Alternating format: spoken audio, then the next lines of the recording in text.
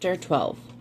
One morning after Clara picked up Scorpius, the woman hadn't taken no for an answer after knocking on the door at the crack of dawn. Hermione lay in bed next to Draco. There was a delicious ache between her thighs as she curled closer to him, running her fingers over a scar on his chest, each digit slowly moving farther down his chest to climb the ladder of his ribs. He snorted a laugh, and the tense silence vanished when he batted her hands away. "Stop that." The corner of her mouth lifted as Hermione climbed on top of him with a mischievous smirk. My, are you ticklish?" His eyes narrowed. "This isn't a fight you want to pick." "I think I do," Hermione purred, allowing her nails to skim up his sides. He squirmed. "You're not going to win." I wouldn't say it's entirely about winning. Besides, I think you're lying about not being ticklish." Draco gripped her hips, fingers pressed into the same spaces they'd occupied just 10 minutes earlier while she rocked against him. He arched a pale brow, shifting his weight under her, and, oh, they weren't quite as done as she'd thought. "You're not going to distract me now." "I'm quite persuasive. I'll have—" Draco's drawling tone broke abruptly, turning into something that resembled more of a shriek. It was not a sound she expected from him at all. "You're in for it now, Granger." Still holding her tightly against him, Draco rolled her onto her back, completely breathless from laughing. Hermione's body shook as she pushed him backwards, her hands flat against his muscled chest. "You are ticklish." Even he couldn't hold back his amusement. "You caught me. I lied." Her eyes flicked to his, then to the way his tongue slid across the seam of his lips. "Nice men don't lie," Hermione frowned. "Here, I thought you were a nice man." He caught on quickly, and there was a wild curve to his lips. "I did that." Draco's mouth slid along the length of her throat, his knee pressing her legs open as it slid between them. "Do you want a nice man, Hermione?" A chill ran down her spine. "Not right now," Hermione whispered, reaching for him until any solid words died on her lips. 2, 3, if she counted the romp after their first earlier that morning. Times Draco had fallen into her bed over the last 3 days, and she'd been anything but unwilling. Peeking at the mirror in the loo, Hermione carefully framed her hair around her shoulders so the slight mark left at the base of her throat wouldn't be visible. If Victoria noticed, she'd never allow the teasing to cease. A long ring pierced the air from outside the door, and Hermione was pulled out of her quiet moment. She pulled the knitted jumper over her head without another thought as she dressed quickly, stepping into her shoes as she hurried down the corridor. Once downstairs, she found Draco in the kitchen, an irritated scowl twisting his lips. It was nothing like the expression he'd worn most of the morning. "Yes, I understand that, of course." He pinched the bridge of his nose. Hermione slid behind him, a soft smile curving her lips when she saw he'd already put the kettle on. "Yes, sir." Draco had a sharp edge to his voice as his fingers curled around the island's edge. His knuckles drained of color. "I'll be there shortly." He turned and found her leaning against the counter with a cup in her hand. She held out a matching one for him. "Is everything all right?" "It was my boss." His tone was disinterested at best. "There's apparently a case I'm needed to consult on." Nodding, Hermione blew on her tea before tipping it to her lips. "You don't sound pleased about that." "To be quite honest, I was looking forward to spending the morning with you." "And now you're just shagging me twice and leaving," Hermione snorted. "Draco," her lips parted as his features darkened. "You know I'm only teasing." He closed the distance between them, sliding his fingers through the belt loops on either side of her jeans. "Are you closing the shop tonight?" "I am. If you're going to ask if I'll be there, only one there I will be." Draco plucked her cup from her hands and set it on the counter. "Will you mind terribly if I insist on seeing you home?" "Depends," she breathed, tilting her face up. "Is it for purely chivalrous reasons?" Trailing her fingers down his forearms, Hermione smirked when his breath caught by the simple movement. As he pressed her into the cupboards, one hand framing her face, the corner of his mouth lifted. "I'm not sure pure would be the word I'd use when it comes to my intentions with you." "Bloody hell." Hermione's chest rose and fell with shallow breaths. "If you say something like that again, I'm likely to cause you to be late for work." She stretched up to kiss him. "Go. Go now." He snickered and slanted his lips over hers one more time. While shelving new inventory that night, Hermione was left alone with her thoughts. It wasn't necessarily the way she wanted to spend her time, but as she climbed the footstool over and over again, she knew it couldn't be helped. She and Draco were moving quickly, there was no question about that. Even though he'd been her neighbor for a decent amount of time, they had only been on 2 dates, and slept together more times than that. Hermione tried to be kinder to herself. It had been a long time since she'd had anyone meaningful in her life. She had to admit that she couldn't relate to how things felt with him. She'd had a handful of dates, all of them bad. There had been Adam, the one that stuck out from the rest in terms of terrible dates, and it was no joke that Crookshanks seemed increasingly protective of his family. Crookshanks had spotted the man on the porch from the hedges as he leaned in to kiss her, and it hadn't gone well. Hermione was almost certain Adam had a scar near his heel to show for the incident. He hadn't called her after that, and that was perfectly fine. The point was that no one had ever garnered a second look from her, and she'd never pondered continuing the relationships to see where they might lead, nor had she slept with any of them. It struck her as important, something that she would have liked to share with Draco if it wasn't so bloody embarrassing. It felt like something monumental, like giving up a part of herself that could so easily be broken, and she was supposed to be scared, wasn't she? To have met a stranger and already found a well of happiness she'd never discovered before, that was preposterous. That wasn't how it was meant to happen. She didn't know him, or his favorite color, or God, even his birthday. But no amount of logic could deter her emotions. Perhaps it didn't matter that she didn't know everything about him. Maybe it meant something that she wasn't scared to dive in. It was nothing like what she'd felt about previous dates, and Hermione knew it wasn't altogether fair of her to consistently compare Draco to men who didn't measure up to him in any capacity. I just need to work through this, and then I can let it go. Her fear was more related to an inevitable conversation with her son, and the prospect of this relationship not working out. It would crush Scorpius to have Draco so close consistently, and it was too late to prevent that now since Draco ate dinner with them nearly every night, but Hermione reminded herself to tread carefully when it came to racing a line that couldn't be easily drawn again. Pain bloomed in the front of her skull, and she sighed, leaning her forehead on the shelf. That was another thing, but she had no way to connect the two. Not that they were related, she quickly reminded herself. Still, her thoughts continued to wander on their own accord. Her headaches hadn't stopped, and she'd need to call her doctor soon. But they were more frequent when Draco was around. Even when they laid in bed that morning, which hadn't been born of him staying the night, he just happened to be returning something of hers after Clara took Scorpius. Her head had ached. The night before, he'd accompanied her and Scorpius to the grocery. While he'd taken her son to look for a toy in the discount section, she'd had no choice but to grab a bottle of aspirin and take one in the middle of the trip to ease the pain. They weren't related, and she'd do well to remember that. But it was strange.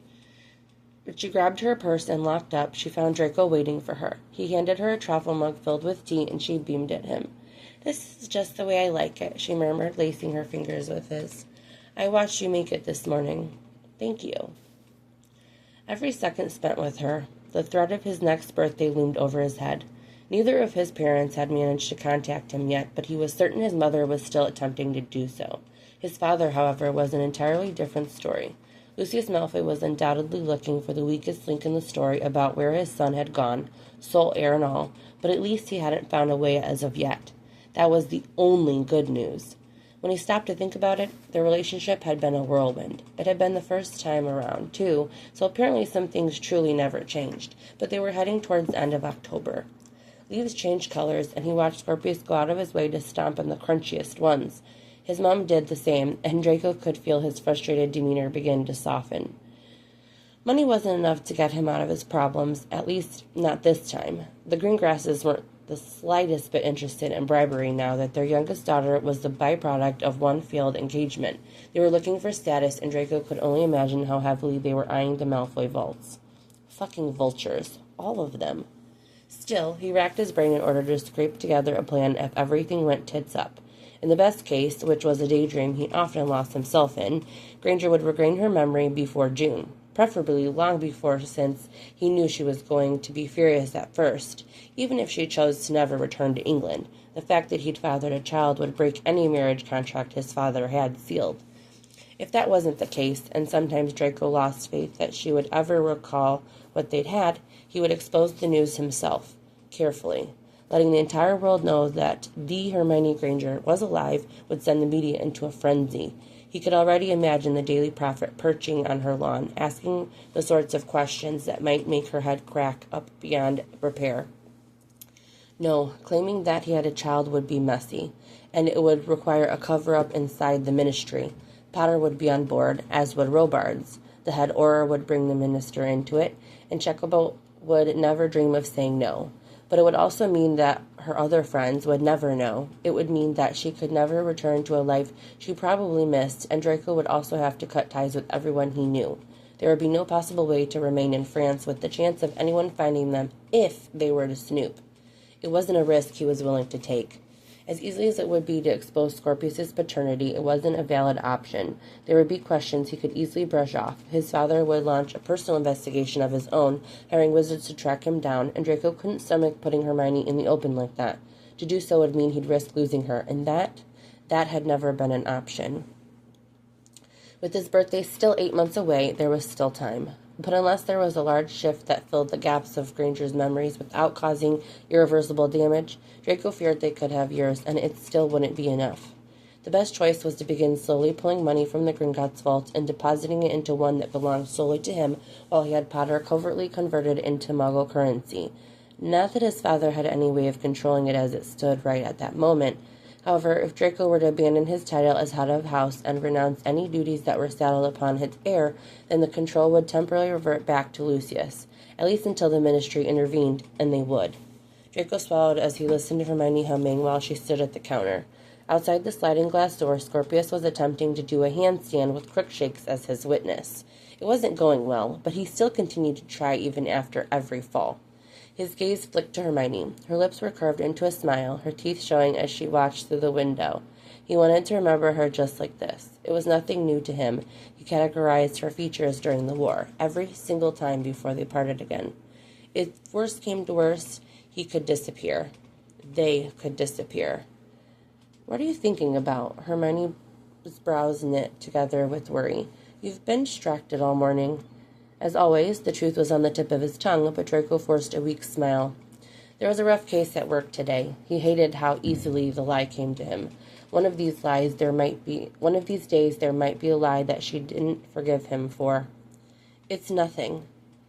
She didn't seem to believe him, but Hermione let it go. Anything I can do to make you feel better? She asked, pecking his cheek. Beyond, well, you know. That pulled a genuine laugh from his chest, and her responding grin was brilliant. Actually, there's one thing, Draco murmured. After lunch, would you like to go to the park again? Honestly, all I need to make my day better is time spent with you both. His back met the fridge, sending magnets scattering across the floor as she flung herself at him. Smooth talking. Hermione cupped his face and kissed him slowly until he couldn't breathe. The fireplace whirred to life in plumes of green smoke after he arrived home. Draco sat on the edge of his coffee table, accepting the flu call. He recognized Potter's unruly mop floating in the fire. Immediately, his partner glared at him. I've called you 6 times. Draco snorted. My fucking apologies, Potter. I've been busy. Harry huffed. I'm sure you were, but I was an hour away from coming there myself. You haven't called in 2 weeks. Missing me? He smirked. No, you tremendous prat, Potter seethed. You're meant to check in at least once a week, so Robards doesn't send a team of Aurors in after you. Let me guess, you were busy? He nodded. I was, actually. Romancing Granger was a lot of work the first time, given the fact that we were risking our lives every second. Well, I don't have that problem this time. It's still a delicate situation. Uh-huh. Tell me how the romancing is going then. How is she? Happier than I've ever seen her. He still wondered if coaxing her to remember was the best option. We took Scorpius to the park. That's where I was when you called. And how are you? Potter's question cut straight to the point. Malfoy, come on. I know you can't let her see any of your normal doom and gloom, but Draco scoffed. Doom and gloom? What is this, the 6th year? Harry didn't seem to find his attempt at humor funny. Is it? He sombered, staring at his boots. It's worse, actually, Draco sighed. I'm happy with her. I just know that I'm lying to her at the same time, and I'm not sure how this will end. This could be the happiest time in my life up until her mind is... We're not going to let that happen, Potter interjected. Either way, Malfoy, I promise you're going to get to keep your girl, whether that's by her remembering magic or you having to live like a muggle. And when Scorpius gets his Hogwarts letter, there's no doubt he will in 5 years. His mom is Hermione fucking Granger. Scorpius will be highly magical. What do we do then? Send him off to Hogwarts with the explanation that he can't owl his mom? What about the fact that Granger will fucking notice her child is gone? He knew that once that lid was off, there was no containing his outburst. I don't have all the answers. Harry dragged his fingers through his hair. We'll figure it out, all right? One step at a time. Have you resolved the engagement? Draco hung his head, blonde strands falling into his face. There's nothing that can be done. I can't bribe them, and if I don't follow through with the marriage, I'll be forced out of the family anyway. I'll lose all rights to the fortune and properties. Shite. I have a plan for that, though. Tomorrow, I'm going to Owl Gringotts to start siphoning gold from the family vaults into a personal one. What I need you to do is to start converting that money into Muggle currency. His eyes widened and Potter leaned forward. Why? Draco didn't answer. You're planning to vanish with them, aren't you? Swallowing hard, Draco said quietly, I just want to be prepared if I have to. Fuck. There was a crash behind Potter as he hurled something against a wall. All right, I can do that. I don't want this to happen. Neither of us do. Have you learned anything else? Anger twisted Harry's features. Hermione's not in any danger currently, best I can tell. I've combed through all the documents seized after the war from various families, especially the Lestranges.